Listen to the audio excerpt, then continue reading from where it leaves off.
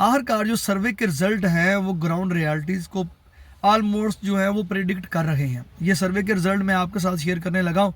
सबसे पहले आप ये रिजल्ट सुन लें और फिर मैं आपको ये बताऊंगा कि ये सर्वे मैंने क्यों किया था। कल का एक वीलॉग था और उसके जवाब में कुछ दोस्तों की मुझे कॉल्स आई, उन्होंने कहा था कि आपका जो है ना ये वीलॉग जो है वो हकीकत पर मबनी नहीं है।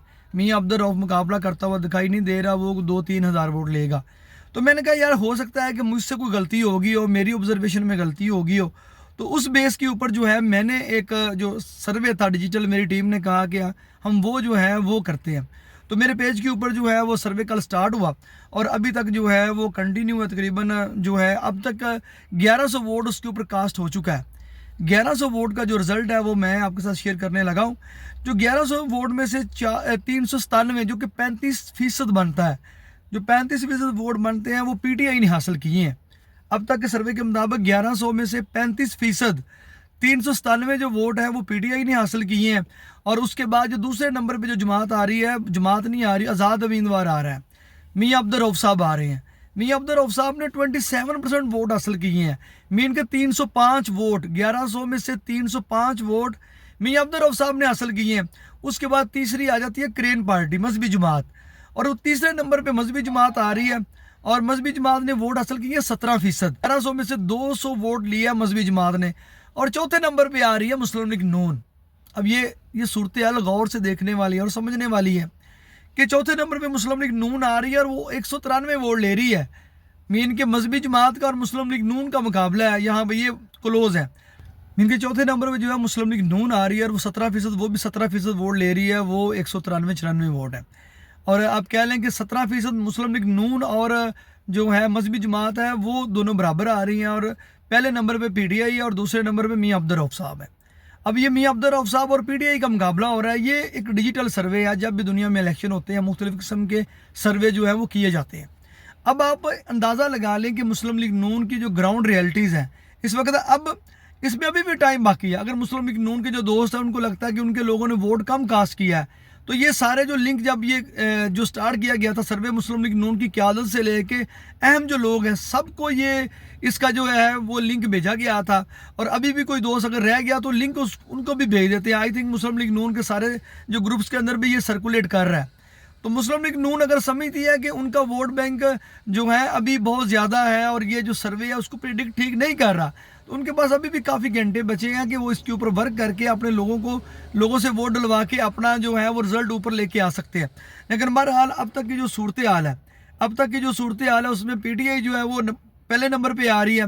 दूसरे नंबर पे जो है वो मियाँ अब्दुल रऊफ साहब आ रहे हैं। तीसरे नंबर पे मजहबी जमात और चौथे नंबर पे मुस्लिम लीग नून, इनका आपस में मुकाबला है। और पांचवी ऑप्शन थी कोई भी नहीं, वो भी तकरीबन 16 लोगों ने अपनी राय का इजहार किया कि हम किसी भी जमात को वोट नहीं डालेंगे।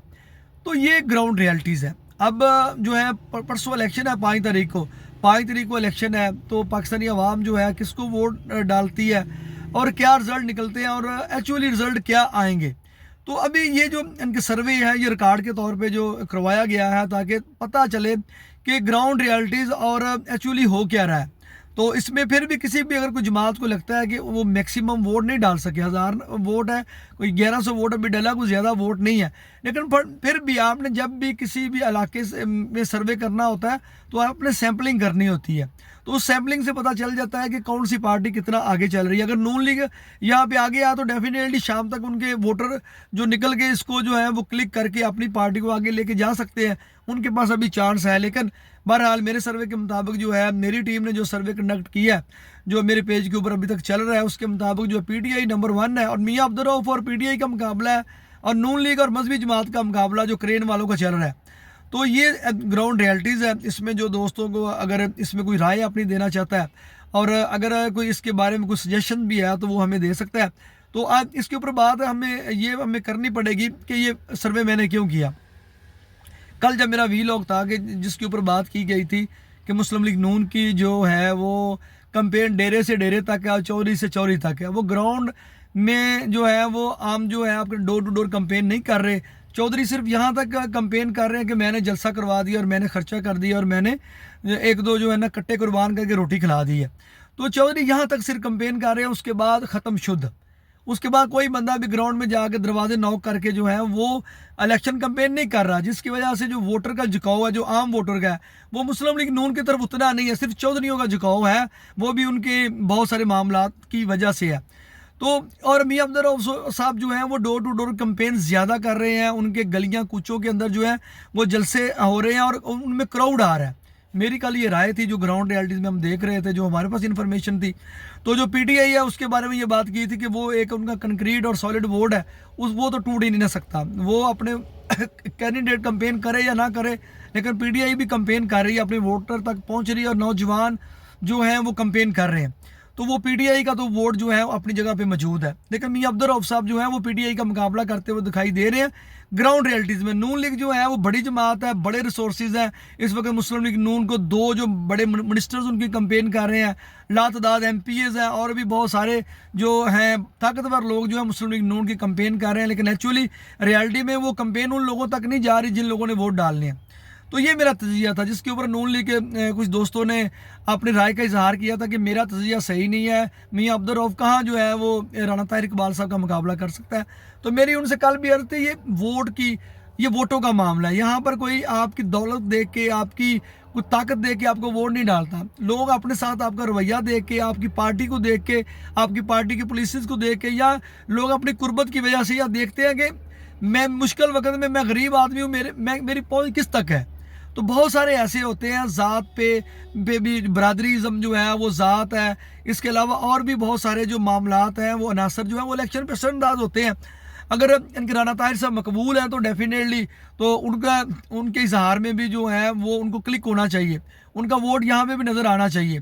तो बहरहाल मेरा कल जो ये सर्वे तो मैंने बाद में किया, उससे पहले मेरा ये तजिया था नून लीग की, क्योंकि अक्सरियत मेरे दोस्तों की नून लीग की है, तो वो कुछ दोस्तों ने नाराज़गी का इजहार किया कि ये आपका जो वीलॉग है ये ठीक नहीं है। तो फिर मैंने अपने आप को चेक करने के लिए लोगों के साथ तो हम रोज़ राब्ते में हैं, मुख्तलिफ जो यहाँ पे काम कर रहे हैं सरकारी इदारे उनके साथ भी राब्ते में हैं, आवाम के साथ भी राब्ते में हैं, और मुख्तलिफ जो जलसे कॉर्नर मीटिंग्स होती हैं वो भी हम ऑब्जर्व कर रहे होते हैं। लेकिन मैंने कहा शायद यार मेरे जो दोस्त हैं वो ठीक कह रहे हो। तो उसके बाद मैंने ये जो है ना सर्वे, ये मेरी टीम ने कहा कि ये सर्वे जो है वो करना चाहिए, पता चल जाएगा कौन सी पार्टी कितनी आगे है। अभी तक जो है वो 16 घंटे हुए हैं सर्वे को, अभी इसमें टाइम बाकी है। मेरे कुछ दोस्तों को अगर लगता है कि ये सर्वे ठीक नहीं है, इसमें उनके वोट कम है, यहाँ पे कोई वोट कम या ज़्यादा नहीं कर सकता। आपका वोट इस सर्वे से कोई बंदा ना निकाल सकता है ना डाल सकता है। आप जितने क्लिक करेंगे अपने कैंडिडेट को वोट डालेंगे उतने ही शो होंगे। तो जिन दोस्तों को लगता है कि वो वर्क करें, अपने कैंडिडेट को वोट डलवाएं। जो चौधरी हैं वो आपको पता, चौधरीयों के वोट इतने ही बामुश्किल होते हैं। तो लेकिन बहरहाल उनको लगता है कि अगर वहाँ में मकबूलियत है तो उनका जो 17% है, 200 वोट उनको डला, और पीटीआई का 400 वोट है, 200 वोट का फ़र्क है। तो ये शाम तक जो है वो अबूर कर जाना चाहिए, उनको मैक्सिमम वोट डाल के अपने बंदे को आगे ले आना चाहिए। तो मेरी तो यही राय है। तो ये जो है, और उसके बाद जो है बाकी फैसला परसों है, परसों आवाम का फैसला क्या होगा और रिजल्ट क्या आएंगे, पाकिस्तान में पिछले इलेक्शन में क्या हुआ था, अब वो बातें जो है वो बार बार रिपीट करने की ज़रूरत नहीं है। जो फिर लास्ट पे यही है, पाकिस्तान की जो बका है पाकिस्तान के आइन में है, पाकिस्तान की जो बका है पाकिस्तान के आइन में है, और पाकिस्तान में जमहूरियत के अंदर है, पार्लिमान की बालादस्ती में है।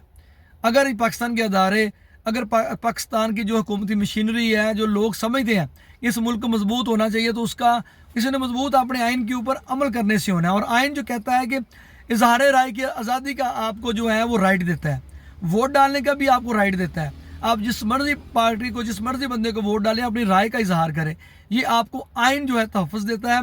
और आइन के जो ये राइट्स है इसके ऊपर अमल दरामद करना होता है इस्टेब्लिशमेंट ने और अदारों ने। अगर आप अपने आइन को वायलेट करके कुछ चीज़ें करेंगे तो डेफिनेटली आप पाकिस्तान की तबाही को और मज़ीद जो है वो करीब लेके जाएंगे। मेरी रिक्वेस्ट है पाकिस्तान के आला अदलिया से, पाकिस्तान के पार्लिमान से, इलेक्शन कमीशन से, तमाम अदारों से, इस इलेक्शन को फेयर एंड फ्री होना चाहिए और पता चले कि किस जमात को कौन लोग चाह रहे हैं, उसको वोट डाल रहे हैं और किसको रिजेक्ट कर रहे हैं। और ये तमाम जो जमातें हैं इसके ऊपर जो है वो कहती हैं कि नहीं, इलेक्शन साफ़ और शफाफ होना चाहिए, लेकिन हकीकतन साफ़ और शफाफ होना चाहिए। नहीं तो फिर जो है पाकिस्तान में जिस तरह लास्ट जनरल इलेक्शन में फॉर्म 45 और फॉर्म 47 की कहानी थी, अगर वही रिपीट की गई तो इससे मुल्क के नुकसान है। तो मुझे दें इजाज़त, अल्लाह हाफिज़।